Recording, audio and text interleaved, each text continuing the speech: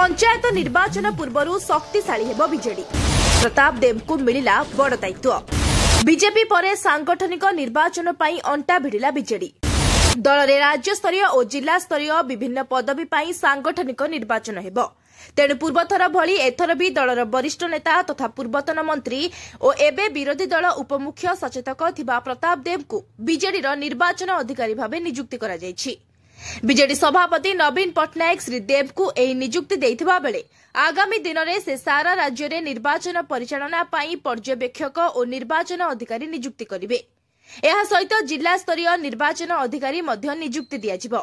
एबे बीजेडी सभ्य संग्रह अभियान सरिबा परे सांगठनिक निर्वाचन को गुरुत्व दिया जाउछि।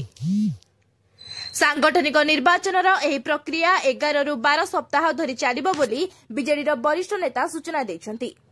सांगठनिक निर्वाचन सरिबा परे दल को आगामी दिन में जिला स्तर में मिलिबे नुआ नेता। भविष्य में पंचायत और पौर निर्वाचन थिबारु दल को केमिति अधिक मजबूत कराजिबो से नहीं नुआ तथा गणुआ नेता निर्वाचित करने को दल ब्लूप्रिंट प्रस्तुत करिछि। विशेषकर दल में अधिक ग्रहणीयता रहितबा तथा समस्त को नहीं चलुवा नेता को सुजोग मिलिबो। दल में नेता भितरे थिबा असंतोष को दूर करी केमिति निर्विवादीय नेतृत्व को जिला और राज्य स्तरीय विभिन्न पदवी मिलिबो से नहीं आगकू दल गुरुत्व देबो बोली सूचना मिलिछि। ब्यूरो रिपोर्ट स्वतंत्र ओडिशा लाइव।